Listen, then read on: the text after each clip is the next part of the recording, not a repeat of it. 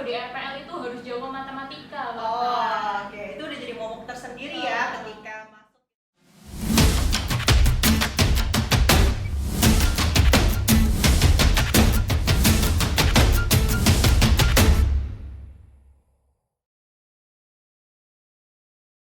Halo semuanya, kembali lagi di podcast. Jadi podcast ini merupakan suatu konten yang berisi podcast dari program studi software engineering gitu.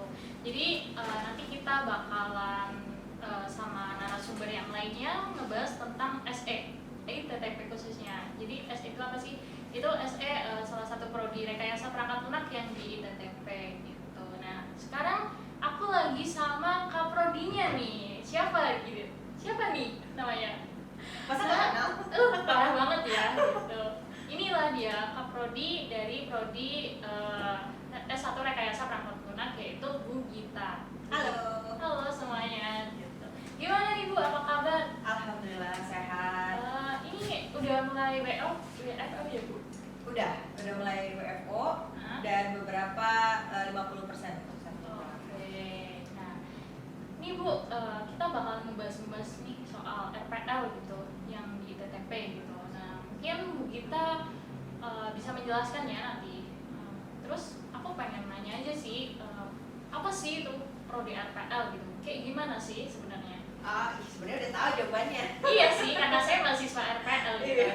Nah ini pura-pura nggak tahu aja, Oh, iya, pengen iya. ngasih tahu yang belum tahu gitu. Oke, jadi kalau RPL sendiri kan dari namanya software engineering ya. Iya betul. Artinya mengolah software gitu, baik mulai dari perencanaannya, kebutuhannya, kemudian analisa, desain, sampai ke tahap coding. Yang bagi teman-teman yang mungkin kok coding tuh kayaknya mengerikan gitu ya, Iya, padahal bener asik banget. ya.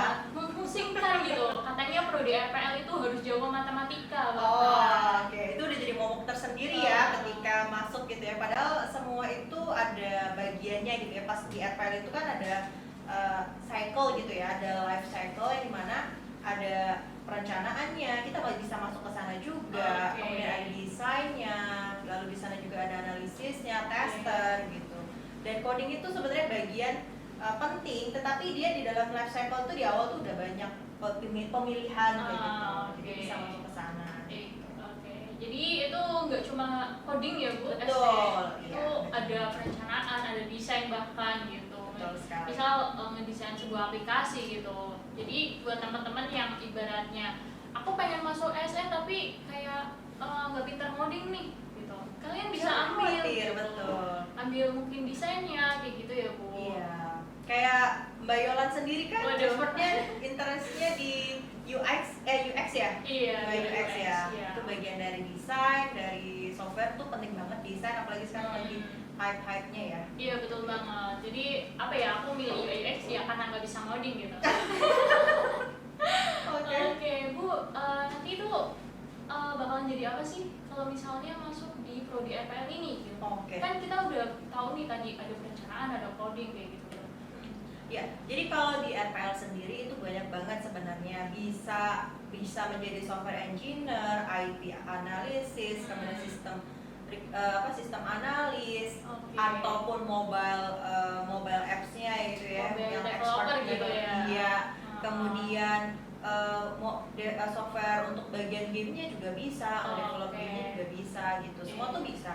Bahkan untuk kita yang lulusan RPL itu bisa juga punya perusahaan rintisan atau biasanya kalau disebut startup. Wah, itu Jadi, lagi booming banget sekarang gitu ya, benar, Bu. jadi enggak cuma kita kerja di perusahaan orang gitu bahasanya ya, kita tapi kita membangun, juga gitu. bisa membangun. Oke, gitu. keren banget loh. Jadi prodi RPL ini lagi momok-momoknya karena sekarang masa pandemi gitu ya, Bu. Betul. Apa-apa itu serba teknologi Banget. Karena apa ya?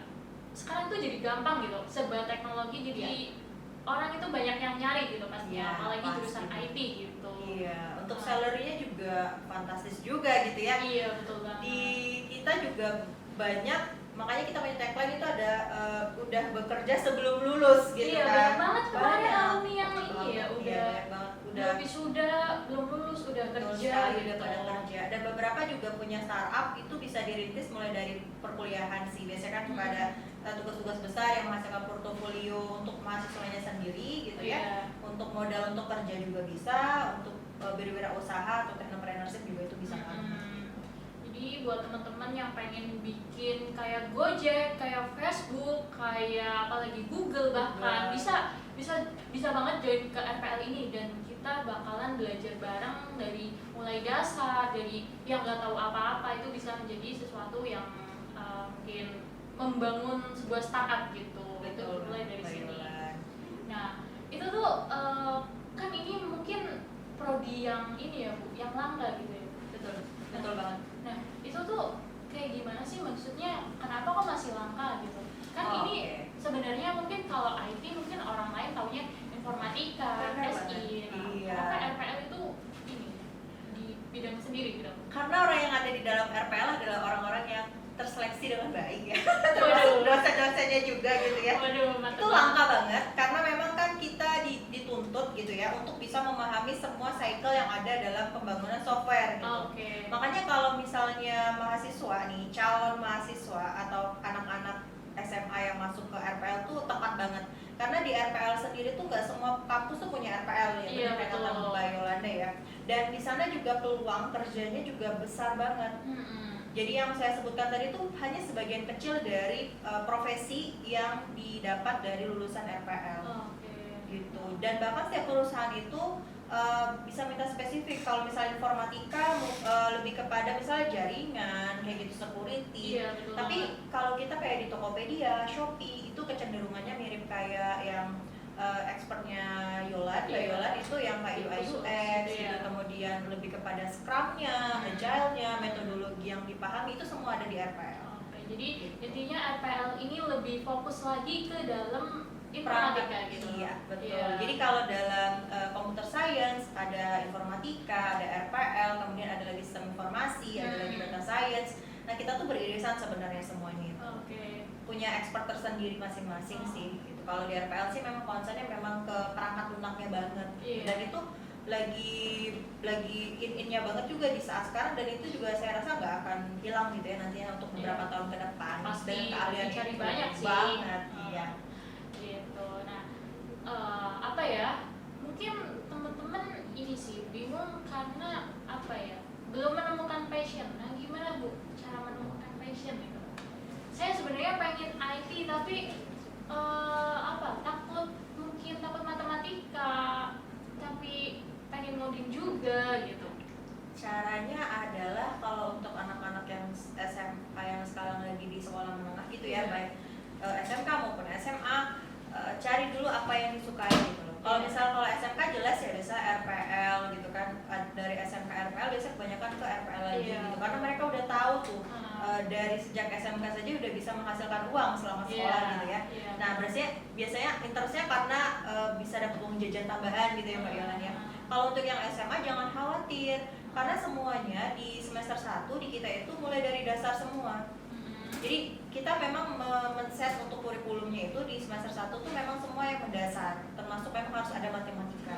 Karena semuanya memang harus ada matematika, mau di prodi manapun tetap akan ketemu matematika begitu ya. Dan cara mendapatkan passionnya adalah apa yang disukai dulu deh yang pertama kali gitu. Jangan coba-coba.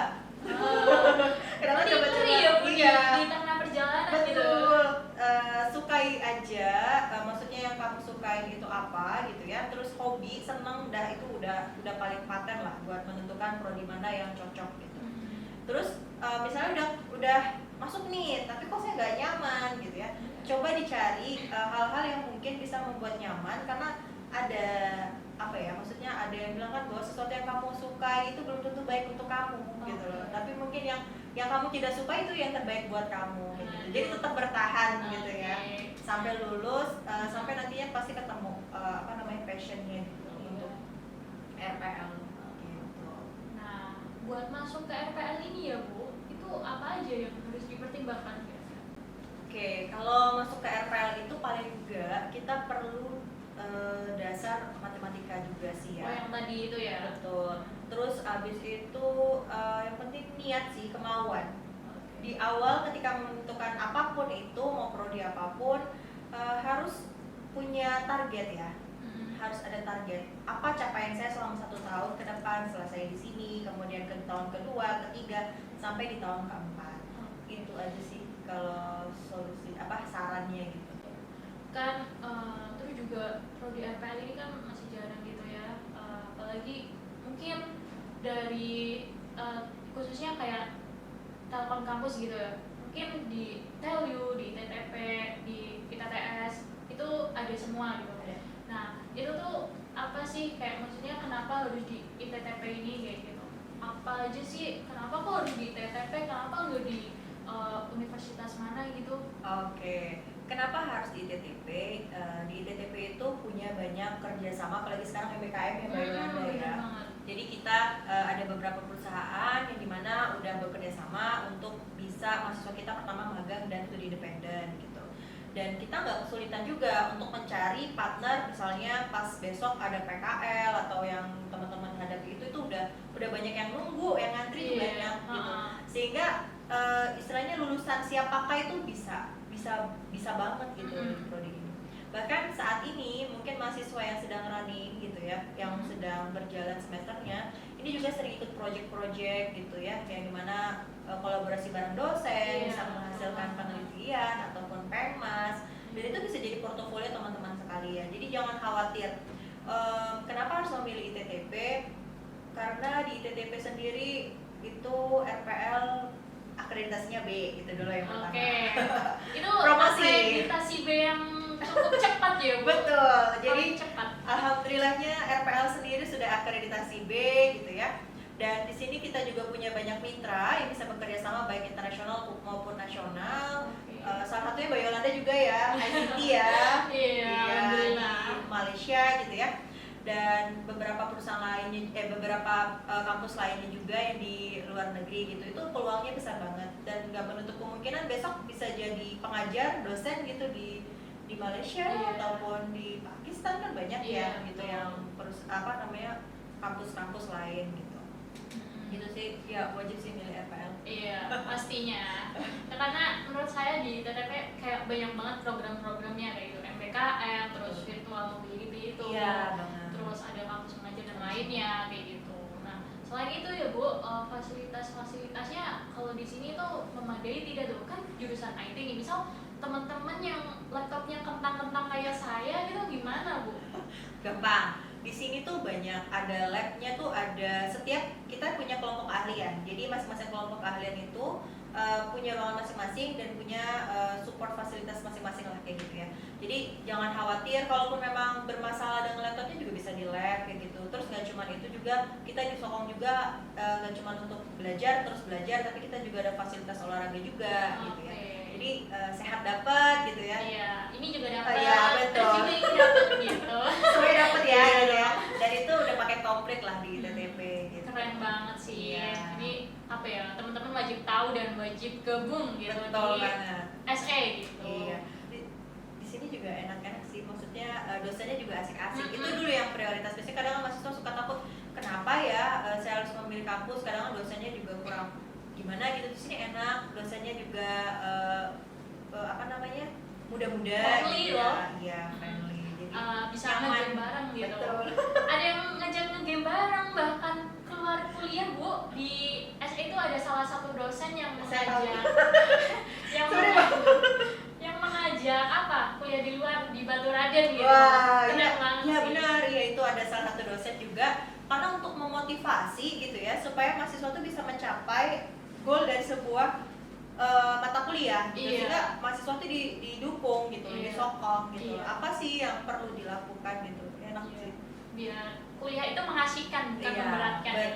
betul banget Mbak Yolanda. Iya, salah satunya dosen yang mendukung seperti itu sih lebih meringankan gitu ya. Benar. Oke, mungkin dari kita itu cukup segitu dulu ya teman-teman. Mungkin besok next akan ada narasumber yang lebih keren lagi dari mahasiswa ataupun alumni ataupun dosen yang lainnya gitu. Jadi jangan kemana-mana, tetap stay tune di YouTube kami ataupun Spotify kami. See you. Dadah.